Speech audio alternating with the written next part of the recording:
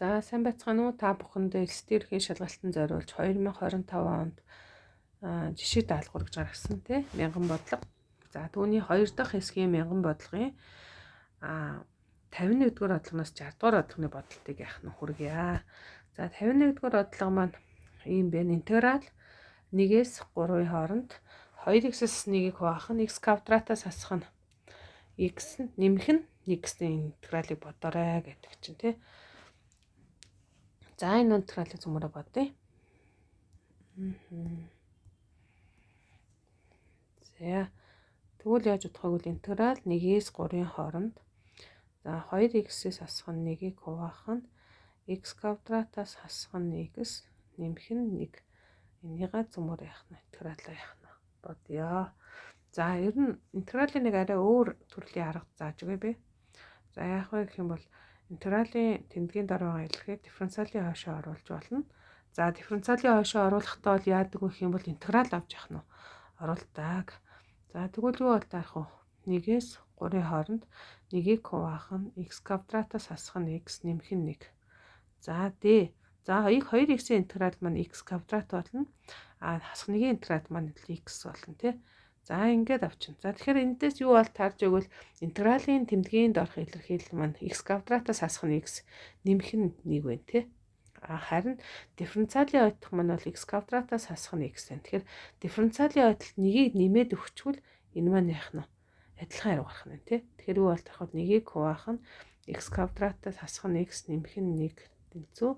За дифференциал x квадратаас хасах нь x нэмэх нь 1-ийг нэмээд өгч. За тэгэхээр дифференциалын ойдолд бол тоо нэмэхэд бол ямар нэгэн нөлөө яах вэ? Үзүүлэхгүй тий. За ингээд тэмдгийн ойдоо адилхан болчвол интегралийн доорх тэмдэг болон дифференциалын ойдлого илэрхийлэл адилхан учраас шууд интеграл авъя. Натурал логарифм хасахны зэргийн интеграл болно гэсэн үг шүү дээ. X квадратаас хасах нь x нэмэх нь 1. За хэлээ татлаа 1-ээс 3-ын хооронд тий. За 3-аа тавь. За натурал логарифм 3 дахиар чи 9-өөс хасах нь 3 нэмэх нь 1.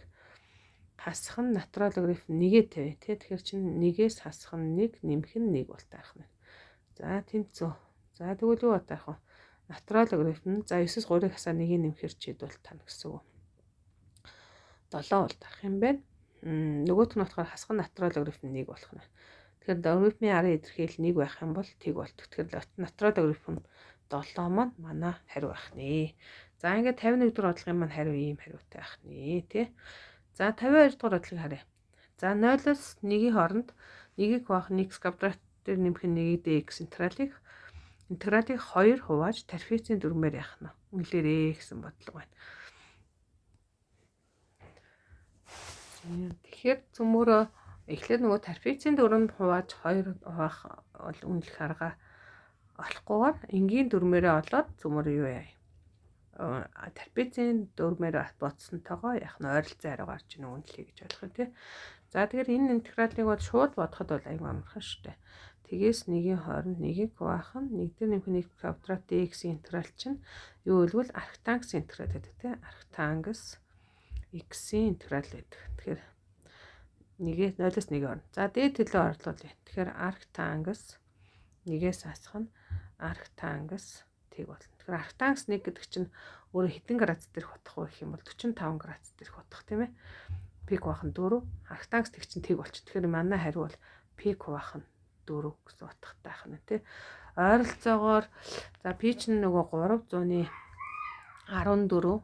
Тэгэхээр 314-ийг 4-т яах нь хуваачи.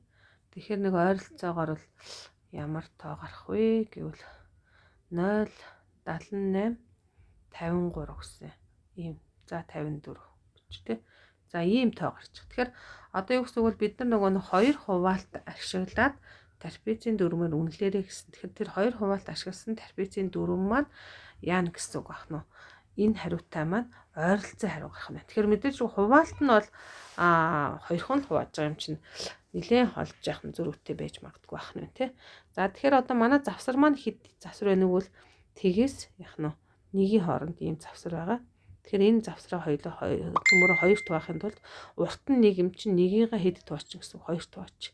Тэгэхээр манай тарифицийн маань өндөр нь ямар урттай гэвэл пик 2-ны 1 өндөртэй ийм тарифицаа 2 хуваах нь байна.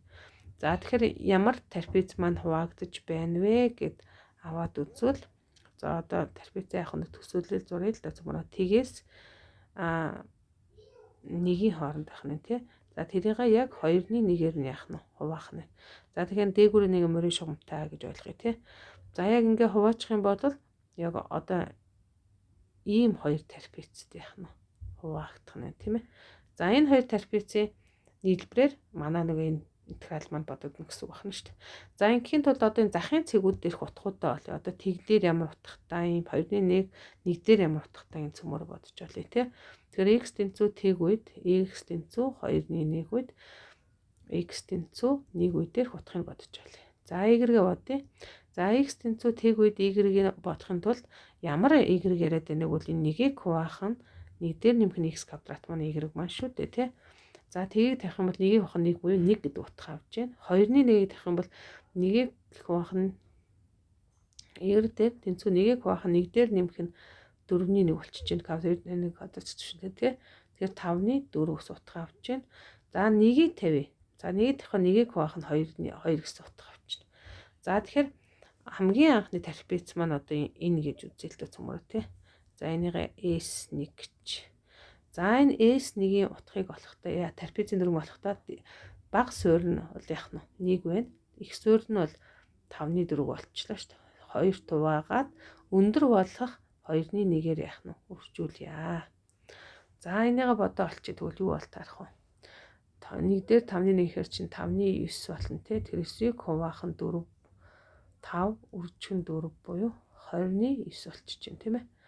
За одоо дараагийн тохиолдол болох юугаа олъё цөмөрөө энэ буюу энэ хэсгийг цөмөрөө S2 гэж тэмдэглэжээ л дээ S2. За S2-оо олъё. За S2-ын маань анхны нөгөө бага суурь маань болохоор 5-ны яах нь 4 байгаа. S2 маань бага суурь маань 5-ны 4. Тэрэн дээрээ яах нь их суурь маань 2-ны 1 гарцсан тий. Тэрийг нэмээд 2 хуваагаад өндөр бол 2-ны 1-ээр яах нь үржье. За тэгвэл юу бол дарах вэ? Ижил хуваар өгчих юм бол 10 буюу энд ижил хуваар 2-ыг 8 дээр тойно гэхээр 13. 13-ыг хуваах нь 10 10-ыг 4 40. 40-ны 13 бол таарлаа шүү дээ. За тэгэхээр нөгөө манай хоёр трапезийг 2 хуваагаад 4-ээр ачлахаар энэ хоёрын нийлбэрээр манай яана гэсэн үг. Трапезийн маань талбайгаар тарах нэ тий. Тэгэхээр юу бол тарах вэ гэх юм бол 20-ны 9 дээрээ 40-ны 13 нэмж. За ижил хуваар 2 төгөх юм бол 40-ны хэд бол тарах нь 18 20-ны 31 40-ны 31 байх нь. За 40-ны 31-ийг за ойролцоогоор цөмөрөө олон үзэл да нөгөө анхны завсраасаа хэр их хол утгыг авч байгаа юм бэ гэж үзэл та. Тэгэх юм бол хэдийг унах 31-ийг 40 цөмөр хуваачи ойролцоогоор тэгэхээр 0 775 гэж байна. Тэгэхээр эндээс харах юм бол нөгөө нэг ойролцоогоор бодсон хариу маань 0,775 тахад нөгөө шууд интегралаа ботсон маань болохоор 10,785 тавина тий. Тэгэхээр энэ маань 10-ны 10-аар яах нь зөрж байна. Тэгэхдээ манай бодлого маань өөрөө трапезийн дүрмээр 2 хувааж бодоорой гэдгсэн учраас манай хариу 0,775 манай хариу байх нь тий. Тэр дээр гарч байгаа пик бахан дүртэй хариу бол шууд бодчих шүү дээ. Гэтэл манай бодлого маань бол интегралыг 2 хувааж трапезийн дүрмээр үнэлээрэй гэсэн. За одоо дараагийн бодлого болох 53 руу оръё. Y' нь Y-тэйгээ яах нь тэнцүү байдаг дифференциал тэгшлийн ерөнхий шийдийг яагаад гэж олоорой гэдэг чинь. За энэ маань бол ойлгомжтой шүү дээ. Y(x) гэж байгаа маань Y нь x-ээс хамаарсан гэсэн үг шүү дээ. Y' маань Y байх дифференциал тэгштэй болгож чинь. За тэгэхээр Y' гэдэг маань юу вэ? Y-ийн өөрчлөлтийг x-ийн өөрчлөлтөнд яах нь харьцуулсан харьцаа маань Y-тэйгээ тэнцүү юм. За энэний хоёр талаас x-ээр интеграл авчи. Тэгэхээр болох уу d(y)-ийг хуваах нь dx нь dx-ээр интеграл авчи. Тэгэхээр интеграл ялгаагүй байсан байна. Уучлаарай манайхаа. Нөгөө хувьсагч нь ялгадаагүй байсан биз шүү дээ. За y-ийг уршаа ялгахчээ. Тэгвэл юу бол таах вэ? Нэгийг хуваах нь y dy тэнцүү. За дифференциалын хойдлоо x оруулж. За энэний хоёр талаас цөмөр интеграл авч. За тэгвэл юу бол таах вэ? Нэгийг хуваах нь y-ийн интеграл чинь натурал логарифм яах нь y модултай тий. Тэнцүү интеграл dx интеграл x нэмэх нь c бол таах. За энэ маань бол манай яах нь ширхэнхий шийд маань болж яах нь болно. Хэрвээ жаахан бүр y-гээ янзлаарай гэдэг юм бол янзлчиж болно. За зэмэр яаж янзлах вэ? Юу яач? Энэ натурал логарифмыг задлж чинь. Натурал логарифм гэдэг маань логарифмын y суурьтай модуль дотор y тэнцүү x дээр нэмэх нь c болдог. За одоо энэ логарифмын суурьаас чөлөөлөд хойшоо илтгэгч хэлбэрээр яах нь оруулчих. Тэгвэл юу бол таах вэ? Модуль дотор y тэнцүү y-гийн x дээр нэмэх нь c бол таах нь. За эндээс y-гийн угаасаа y-гийн ямар ч зэрэг y-г тоогарах учраас цөмөрө модуль чөлөөлчих. Тэгэхээр y тэнцүү y-гийн x-ийг үржих нь y-гийн c зэрэг болно. За y-гийн c зэрэг чинь бол угаасаа яана гэсэн үг. Өөрөө y маань өөрөө 271 гэдэг тогтмолтой. Тэний тогтмол зэрэг бол бас л нэг тогтмолтой гарч ирнэ. Тэгэхээр y тэнцүү юу бол таарна гэсэн үг. Y-гийн x-ийг үржих нь за c гэж тавьчих. Тэр y-гийн c зэргийгээ c гэд том c-гээ төлөвлөж. Тэгэхээр манай хариу маань y тэнцүү y-гийн x-ийг үржих нь c гэсэн тогтмолтой гарах нэ. За одоо цөмөрөө 54 дугаар бодлого яах нь бодъё. 54 дугаар бодлого маань y штрих тэнцүү a sinus x дээр нэмэх нь b cos x бол дифференциаллагч ерөнхий шийдийг олоорой гэдгсэн байна. За тэгэхээр бас хувьсагч нь ялгагдах тэгштгэл байна тийм ээ. Тэгэхээр y-г хуваах нь dx тэнцүү a sinus x нэмэх нь b cos x байна. Тэгээ энийгээ өчигдөр интеграл авчвал d интеграл d тэнцүү интеграл хаалтаа нэлээ a sinus x нэмэх нь b cos x dx бол таах нь. За одоо y-с интеграл болохоор y болчихно. За a маань тогтмолтой очиж чинь синусийн интеграл маань юу бол таах вэ? Хасах косинус бол таарна тий. Хасах косинус x нэмэх нь b үрчин косинусийн интеграл маань нэмэх синус x бол нэмэх нь c бол таах. Энэ маань бол манай юу бол таах нь? Ерөнхий шийд бол таах нэ. За дараа 55 маань дахиад дифференциал тэгшил байна тийм ээ. За хувьсагч нь ялгагдах дифференциал тэгшлийг бодоорой гэдгсэн байна. За тэгвэл dy штрих гэдэг маань dy-г хуваах нь dx тэнцүү x-ийг хуваах нь язгуур дор y буюу y-x-ийг нэг талд нь ялгахчи зөмөрөө тэгвэл юу бол таах нь? dy-г хуваах нь язгуурын дор y тэнцүү dx-ийг үржих нь x бол таах нь тий. За энийгээ янзлж язгуур гэдэг маань 2-ны 1 зэрэг хувааж байгаа юм чинь хасах 2-ны 1 зэрэг dy тэнцүү x dx. За ингээ хувьсагч нь ялгах байгаа юм чи одоо цөмөр хоёр талаас нь интеграл ингээ авчи. За зэргийн интеграл бол ойлгомжтой. Зэрэг дээр нэгийг нэмээ гарсан зэрэгт нь. Тэгэхээр зэрэг дээр нэг нь 2-ны 1 зэрэг гарсан зэрэгт нь хуваачаар 2-ын тоноор гарч ирнэ тий. Тэнцүү x-ийн интеграл чинь x квадратыг хуваах нь 2 нэмэх нь c хэлбэртэй яах нь бол таарах нь тий. За энэ маань бол одоо манай ерөнхий шийд гэж авч үзэж болно. Хариу маань арай эмх зэгцтэй арай багссан хэлбэрээр бас байж байгаа. Тэрийг нь бас бодож үзүүлээ цөмөрөө тий. За тэгэх юм бол юу болох вэ? Хоёр талын хоёртой хуваачи. Тэгэхээр y-гийн 2-ны 1 зэрэг тэнцүү x квадратыг хуваах нь хэдүү? 4 нэмэх нь за c-г 2-тойгоор тогтмол тавыг 2-т байхаар тогтмолтой эргээл гарна тий. Тэгэхээр c-г бичиж. За ингээд энээсээ хоёр талын яг квадрат зэрэг төвшүүлж болно. Гэхдээ яг муухай хэлбэртэй болох юм да. За яг квадрат зэрэг төвшүүлчих тий. Тэгэхээр y тэнцүү x квадратыг хуваах нь 4 дээр нэмэх нь c-гийн хэдэн зэрэг байна. Квадрат зэрэг бичвэл y маань ялгарч байна. Тэгэхээр эднэр бол бүгдээрээ манай ерөнхий шийд байна шүү дээ. Тэр аль нь ч байж яах нь болно гэсэн үг бол таах нь тий. За одоо 56 дугаар бодлого харъя. За энэ хувьсагч нь ялгах дифференциал тэгшлийг бас бодоорой гэсэн байна. За тэгэхээр шууд хувьсагчийн ялгаа өгч энэ хуваарьт байгаа энэ хэсэг маань бол y-тэй ч уршигоо орно тий. Тэгэхээр 2 y дээр нэмэх нь косинус y-ийг үржих нь dy тэнцүү 3x квадратыг хуваах нь dx болох. За энэний хоёр талаасаа хувьсагч нь ялгсан юм чи интеграл авчи. 2y-ийн интеграл маань y квадрат нэмэх нь косинусын интеграл маань синус y бол таарна тий. За тэнцүү 3x квадрат интеграл маань x куб нэмэх нь c бол таах. За энэ маань бол манай юу бол таах нь ерөнхий шийд болно. За энийг бол y мэргийг багасгахыг гээд авч үзэж явах болох ч гэсэн баг ялгархгүй мэн дөө. Энэ чигээр нь л биччихэ тий. За одоо 57 дугаар бодлого харъя цөмөрөө. 57 дугаар бодлого маань болохоор Т хугацаанд конусын хэлбэртэй бронкоор гойж усны хэмжээ нь за B штрих тэнцүү 12-ыг үржих нь G-г үржих нь BT гэсэн дифференциал тэгшгэлээр загварчлагдсан бол BT-г олоорой гэж. За тэгэхээр BT маань бол дифференциал тэгшгэл юм байна шүү дээ. Тэгэхээр нөгөө B штрих T гэдэг маань болохоор юу атарах вэ? B DB-г бахан DT гэсэн ийм хувьцогчул тарах нь шүү дээ. За энэ маань болохоор юутай тэнцвэг бол 12-ыг үржих нь язгуурын дор G-г үржих нь B бол тарах нь шүү дээ. B бол тарах. За одоо энэ G минь бол одоо тогтмол гэж ойлгох нь шүү дээ. За одоо тэгвэл эндээсээ хувьцогчоо ялгахын тулд цөмөөрөө DB тэнцүү. За язгуур дор B-гээ тусрын язгуурыг үзчих юм бол хуваахан язгуурын дор B болчихно тий. Тэнцүү 12-ыг үржих нь язгуур дор G үржих нь DT явах нь. За ингээд TT нэг хэсгээ нэг талд нь T-гүүгээ нэг талд нь яах нь ялгах нь байна тий. За энэ одоо G гэж үзэж байгаа одоо зөв үү миний? За G-гэрэл явах юм шиг G юм шиг байна. За хоёр талаас нь интеграл авчи. За тэгвэл юу бол таах вэ? Энэ язгуур дор B гэдэг чинь өөрөө нөгөө хасах 2-ны 1 зэрэг гэсэн. Хасах 2-ны 1 зэрэг 1-ийн нөхөж 2-ны 1 буюу B-гийн 2-ны 1 зэрэг буюу гарсан зэрэгт нь бахаар 2 дээр үржигдэх нь. Тэнцүү 12-ийн язгуур дор G үржих нь T бол тарах нь шүү дээ. За энэ G маань бол нөгөө тогтмол байгаа учраас зөв тогтмол тооны уламжлал гэж ойлгох нь шүү дээ. Интеграл авч байгаа. Нэмэх нь C-г авах нь.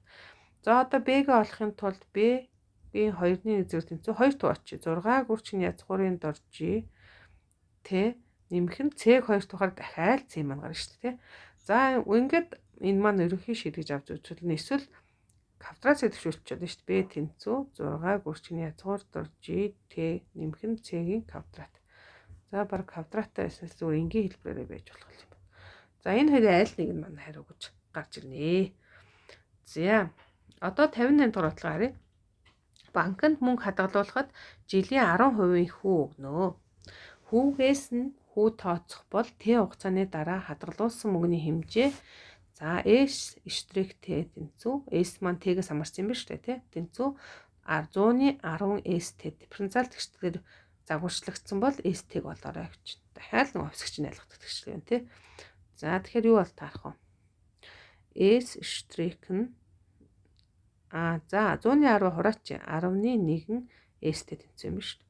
За S штрих гэдэг маань DS-ийг хуваах нь за DT тэнцүү 10-ны 1 S болох нь. За S-ийн нэг талд нь T-гээ нэг талд нь ялгачих. Тэгэхээр DS-ийг хуваах нь S чинь 10-ны 1 DT тэнцүү. За одоо ингээ хоёр талаас нь интеграл авчвал юу болох вэ? Интеграл DS-ийг хуваах нь S нь интеграл 10-ны 1 DT бол таах нь. За нэгийг хуваах нь S-ийн интеграл чинь одоо нөгөө натурал логарифм шүү дээ. Натурал логарифм модуль дотор S тэнцүү 10-ны 1 чинь тогтмолтой уршуулсан. Тэгээ T-гийн интеграл маань T буюу нэмэх нь C бол таах.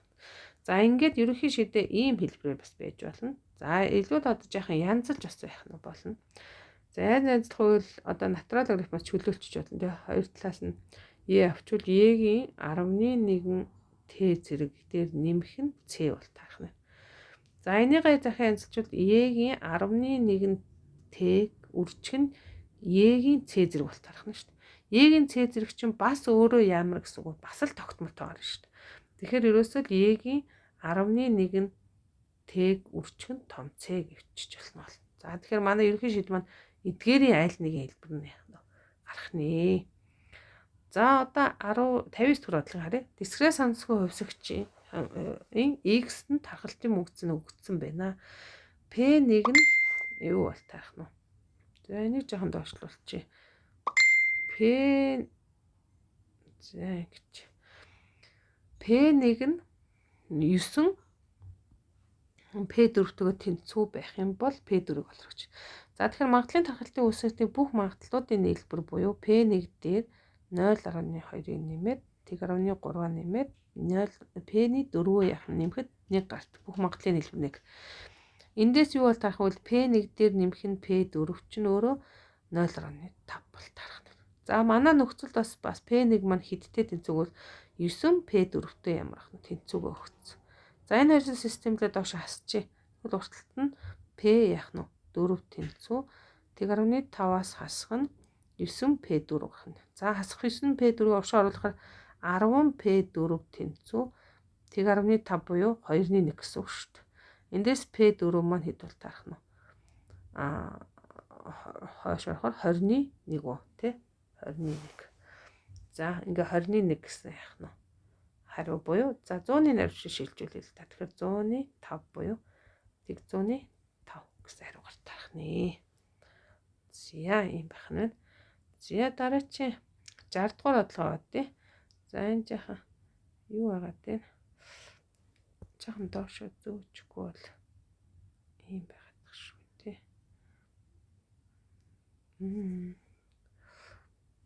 За нэг жаахан. За гэж. За 60 дугаар бодлого тий. За зэсгээ сонсогчийн X тавталтын үг зөвл А ууглаарай гэж. Түрүү хэлсэн шүү дээ тий. Бүх магадлалуудын нийлбэр нь 1 байдаг. Тэгэхээр T-1 дээр нэмэх нь T-2 нэмэх нь А нэгтэй тэнцүү байна. Эндээс А маань юу вэ? T-1 дээр T-2-ын T-3 хоошоо орлаасгаа 0.7. Тэгэхээр манай хариу маань 0.7 байх нэ. За ингээд дараагийн удаа цөмөрөө 60-аас 70 дугаар бодлогоодыг яах нь хүлээн авч үзээрэй.